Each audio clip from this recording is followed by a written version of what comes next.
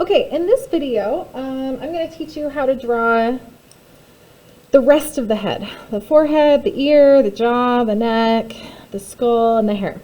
We won't go into super depth and detail, but you do need to know some landmarks and what to look for.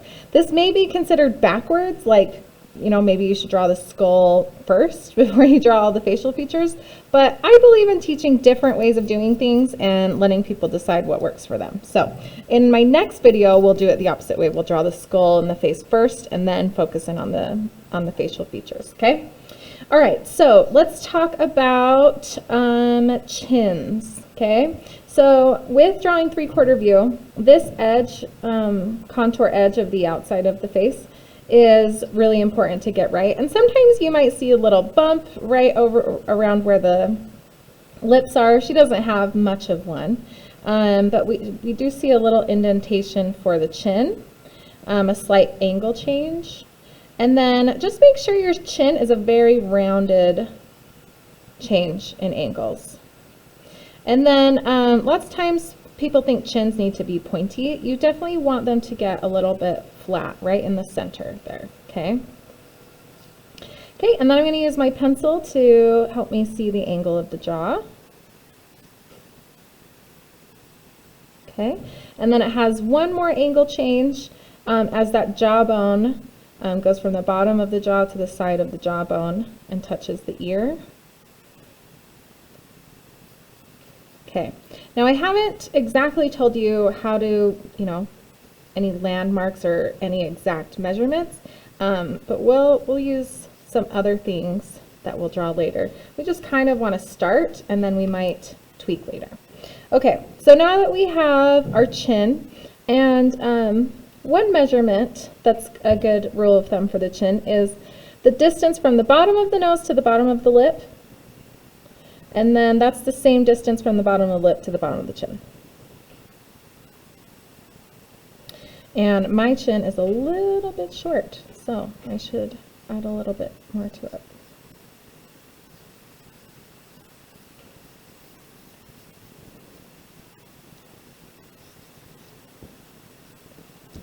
Okay, now that we have the chin, now we can measure the eyes. The distance from the eyes to the bottom of the chin need to be the same distance from the eyes to the top of the head. Okay, so I'm going to put a big line across right there. And the eyes are in the very center of the head. And we really don't see the very top of her head till further back here, which is why I drew that line so long. So this distance is the same as this distance, okay?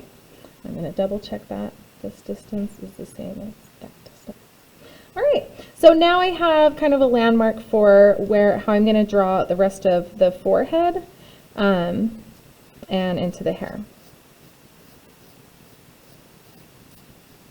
Okay, one thing with 3/4 view is people don't realize, how much skull we actually have back here.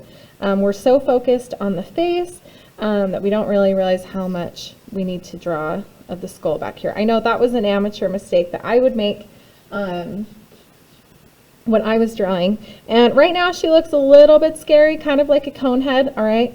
But we'll tweak as we go. Okay, another landmark to look for is the hairline, okay? So on this side of the face, we see just a sliver of the hair emerging. Okay, then we want to put in our hairline.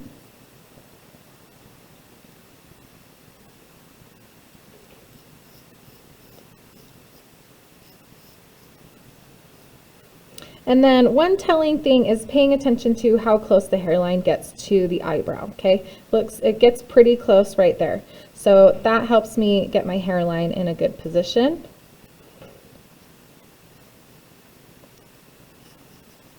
Okay, and then we definitely want the hairline to come in front of the ear a little bit. Not necessarily, like a big Elvis Presley sideburn, but we want it to touch the face, be kind of a transition from the face to the ear. Okay, so we need that shape right there. And then that's going to help us get this line for our ear. So this helps me get my jaw drawn and my ear drawn as well.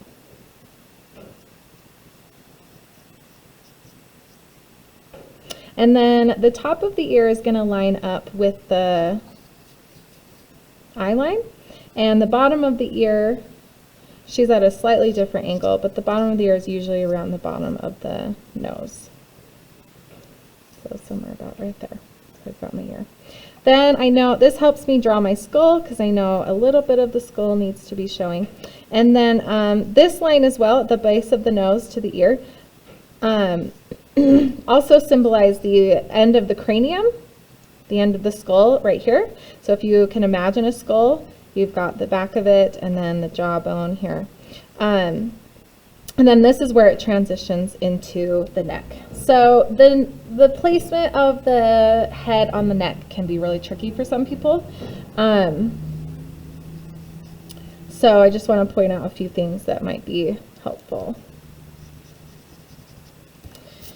So if you imagine a spinal cord or a skeleton, the neck has a curve to it, and then it's going to kind of sit in here on the base of the skull. So our neck, we want to look at our angles, and she has a slight, curve. It might be with her hair coming through. But then what's happening quite early, earlier than you would think, and an area that people don't think about, is the sloping of the shoulders and her back, however you want to categorize it, if this is a shoulder or her back. But on the back of the neck, that's going to happen and change direction much sooner than you might, have guessed. And then the front of the neck, we just want to pay attention to this distance right here, how much chin is showing, and then curve that in as well. So think about the curve of the spinal cord. This is why the neck is curving backward. A lot of my students had the necks coming forward like that, or straight up and down. Straight up and down feels very weird, like this person's a lollipop or something. So you want that angling in. And then you can always compare this distance right here, or this angle as well here. So the back of the neck compared to where the front of the neck hits the clavicle or the collarbone.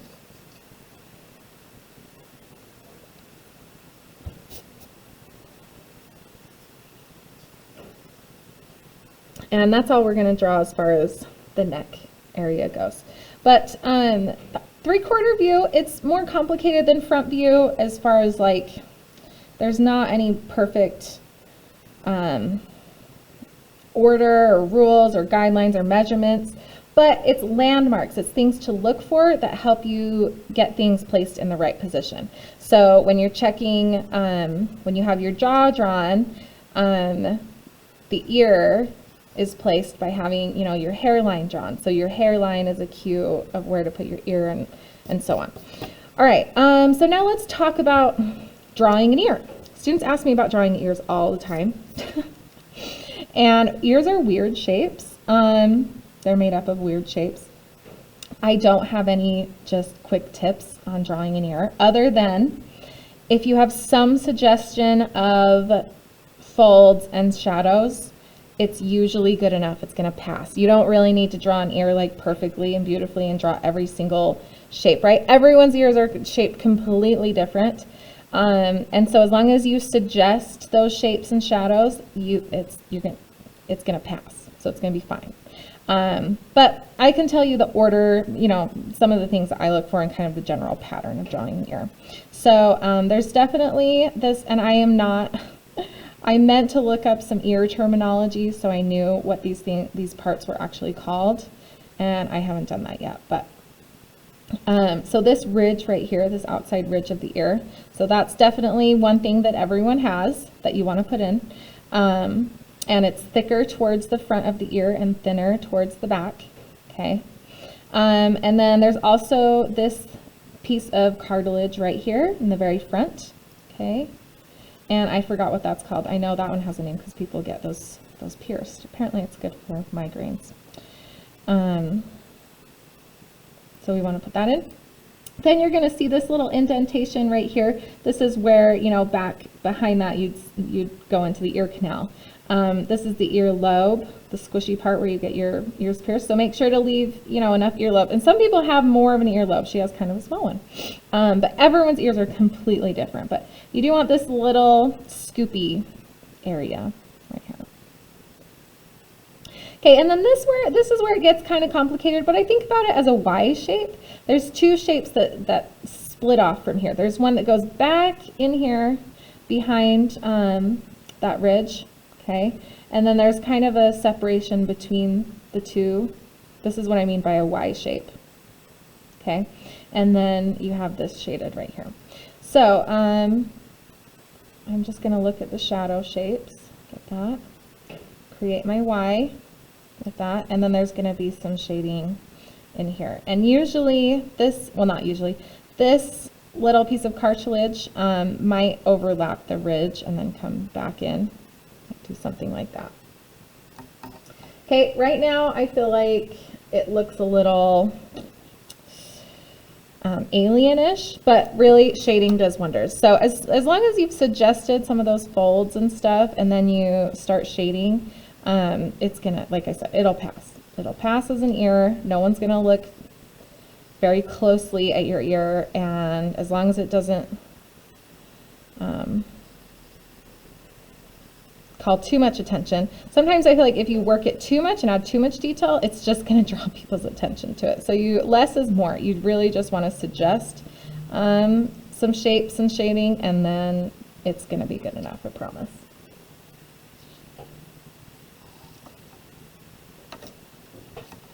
Okay, and then hair. Once you have your skull drawn and your hairline drawn, hair is a whole different ballgame, and I don't want to go into like detail on hair, but the one thing I can tell you, and the number one thing not to do with hair, is to draw a bunch of strands, a bunch of lines, okay? So I guess I can give you a little bit of instruction on it, but first thing you want to do with hair is look at the general shape. Now, I don't have a very good example right here. I'm assuming she has some kind of bun. Okay, but her hair is pulled back in some kind of bun, okay? So general rule for hair is draw the general shape first. That kind of, it may look like a helmet at first, okay? And that's okay. Secondly, you're gonna shade in the tone. So if it's dark hair, you're gonna shade it in quite dark. If it's light hair, you're gonna shade it maybe medium, okay? And I'm not going to shade this whole thing because I don't want to take the whole video just shading this dark hair. Then the third thing would be, after you shade in your tone, then one of my favorite aspects of drawing hair is the little strays, the little stragglers outside of the helmet. Okay, you don't want hair to look like a helmet, so you need to add these few stray hairs. You don't want to go crazy with it, but you just want to add a few stray hairs outside of the hairline and the, the hard edges that look kind of like a helmet. And that adds a really natural look to the hair. And then as far as inside of the hair goes, you just look for main highlights and just shade it dark enough so that when you erase your highlights, it creates a little bit of variation and texture in your hair. So I say dark hair is usually easier because you just shade it really dark and then erase a few highlights and it looks good. So light hair, you have to spend a little bit more time on shading individual parts and drawing some of the individual hairs. So, all right, next video, we're gonna do the 3/4 view the other direction, and we're gonna try it differently where we draw the head shape first, okay, and we'll learn some measurements and stuff, and then we'll put the features of the face in. So stay tuned for that.